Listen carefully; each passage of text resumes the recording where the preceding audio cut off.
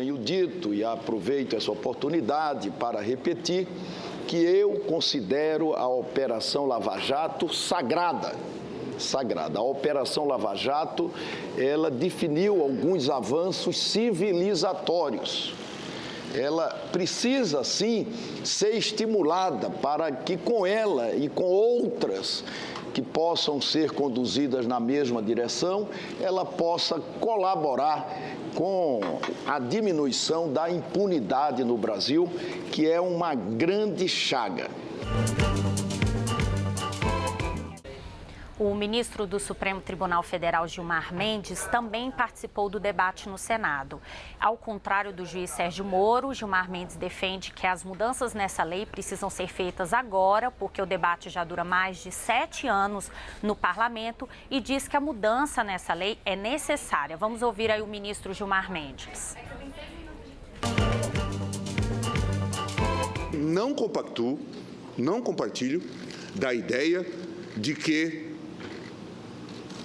esse não é um momento azado para aprovar a lei. Qual seria o momento azado? Qual seria o momento adequado para discutir esse tema? De um projeto que já tramita no Congresso há mais de 7 anos. E para que ninguém suspeite de que nós tenhamos relação de inimizade, estou até participando, contribuindo com um livro que sai em homenagem ao Sérgio e com um artigo. Mas qual é o momento? A Lava Jato não precisa de licença especial para fazer as suas investigações. Os instrumentos que aí estão são mais do que suficientes, como qualquer outra operação. O ministro Gilmar Mendes disse também que as mudanças na lei do abuso de autoridade não têm o propósito de criminalizar a atividade de juízes e promotores. Rosiana. Obrigada, Carolina Pimentel, que volta daqui a pouquinho com outras informações. A gente continua falando sobre esse debate com a presença do juiz Sérgio Moro, para saber com a nossa repórter do Congresso Nacional, Mariana Jungmann, que também acompanhou toda esta sessão no Senado, no plenário do Senado Federal, e conta pra gente como é que foi a participação dos senadores, assim, muitas perguntas, o que é que eles realmente queriam saber do juiz Sérgio Moro. Mariana, boa noite. Boa noite, Rosiane. Pois é, havia sim uma expectativa com a presença do juiz Sérgio Moro aqui no Congresso e no Senado. Havia um certo receio de que pudesse haver tensão no plenário, mas a maior parte da sessão transcorreu com tranquilidade. Aproximadamente 16 senadores falaram. Houve um momento de maior embate, vamos dizer assim, que foi quando o senador Lindbergh Farias falou. Ele chegou a dizer ao juiz Sérgio Moro que considera a atuação dele na Operação Lava Jato questionável e que ele estaria agindo com abuso de poder. E lembrou ao juiz Sérgio Moro que ele próprio não está acima da lei.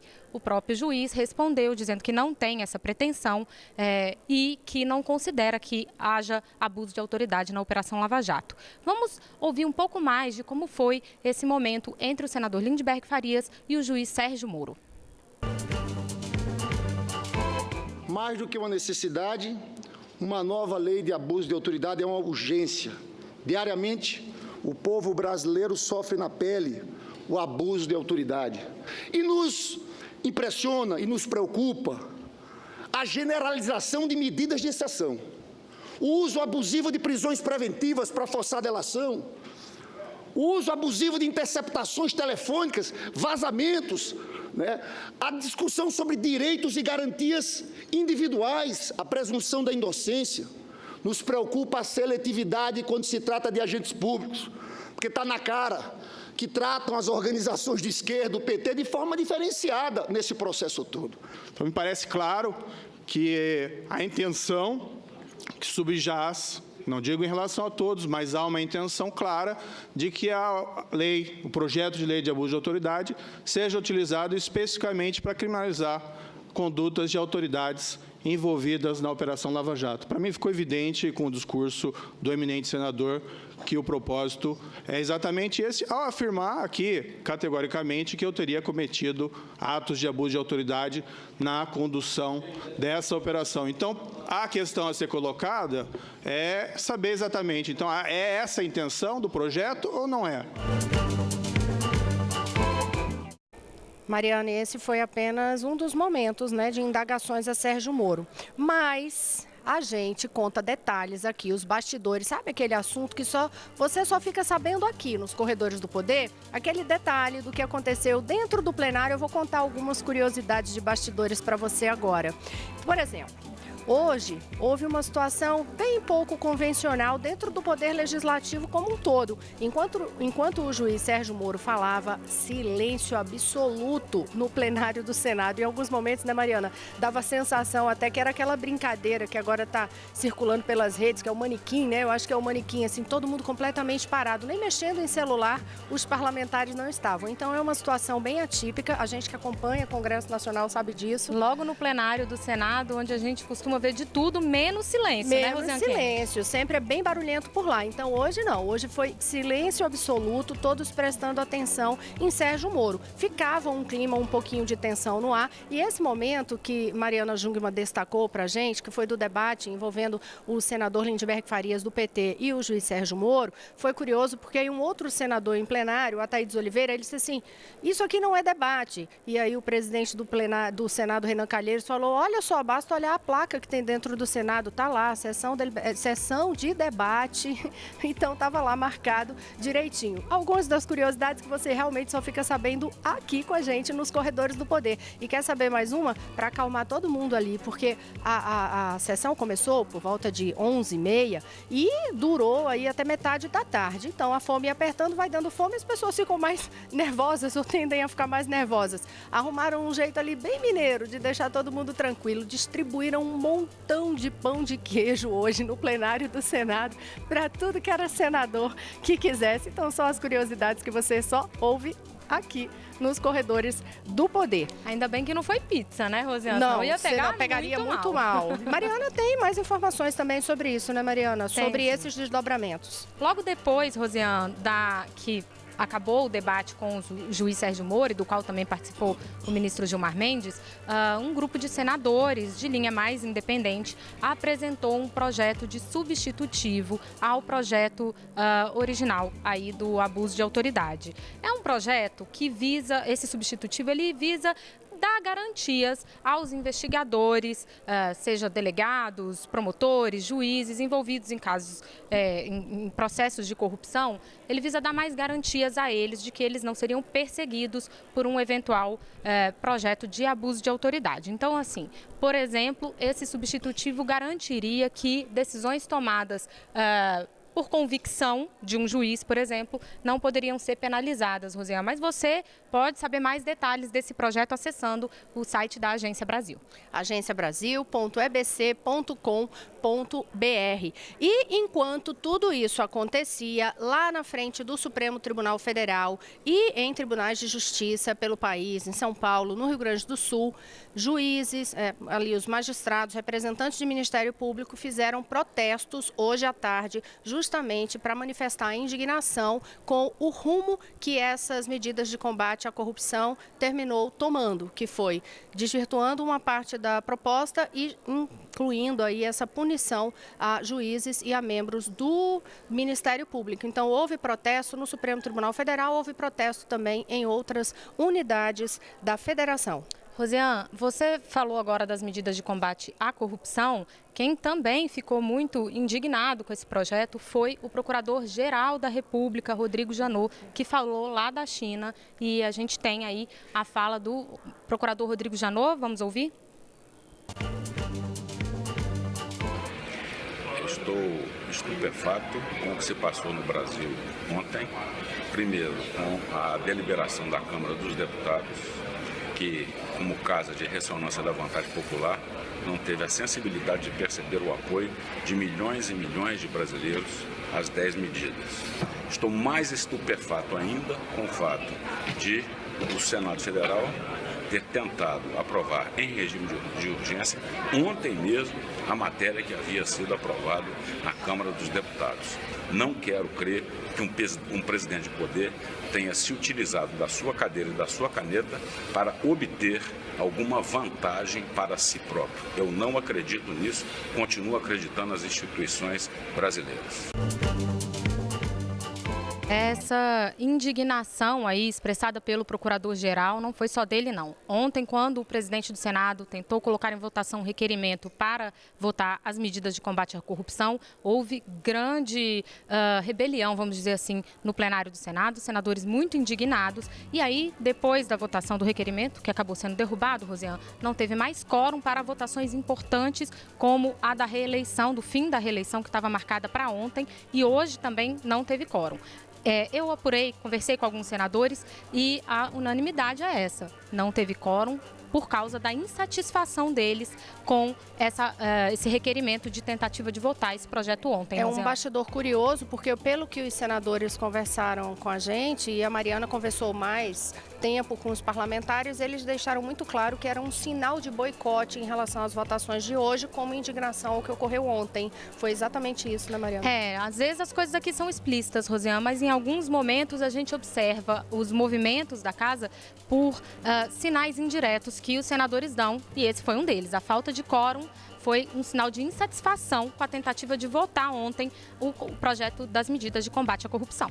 E fica aí, continua acompanhando a gente aqui na TV Brasil e na Rádio Nacional. Eu volto já para trazer informações sobre como anda aquele julgamento lá no Supremo Tribunal Federal, que vai decidir se o presidente do Senado, Renan Calheiros, vai virar réu ou não. Eu volto já.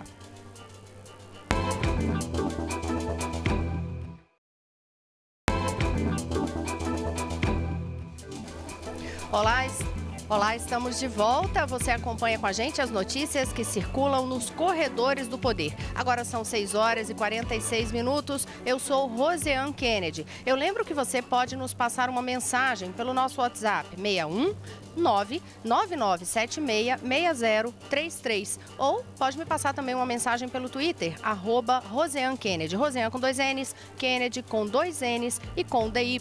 Pode entrar em contato conosco também por meio das nossas redes sociais, @EBC na rede ou @TV Brasil. E agora a gente já vai diretamente para a redação da Agência Brasil para saber com Carolina Pimentel como anda o julgamento lá no Supremo Tribunal Federal, que vai decidir se o presidente do Senado, Renan Calheiros, vai virar réu. Carolina. Rosiane, pelo menos 5 ministros do Supremo Tribunal Federal já votaram pela aceitação da denúncia contra o presidente do Senado, Renan Calheiros, aí pelo crime de peculato, que é desvio de dinheiro público. Bem, se a maioria dos ministros do Supremo decidirem pela aceitação da denúncia, Renan então passa a ser réu no Supremo. O julgamento ainda não terminou, está ocorrendo e os ministros podem mudar o voto até o final. Mas o relator do caso, o ministro Edson Fachin, votou pela aceitação da denúncia que foi apresentada pela Procuradoria-Geral da República contra o presidente do Senado. De acordo com a denúncia apresentada em 2013, Renan teria usado um lobista de uma empreiteira para pagar pensão de uma filha que teve fora do casamento. Renan Calheiros também é acusado de ter adulterado documentos para justificar os pagamentos e também de desvio de dinheiro público. Esse caso foi revelado em 2007. Para o relator, ministro Edson Fachin, há indícios de que Renan Calheiros usou notas fiscais para mascarar desvios de verba indenizatória do Senado para simular aí contratos de prestação de serviços.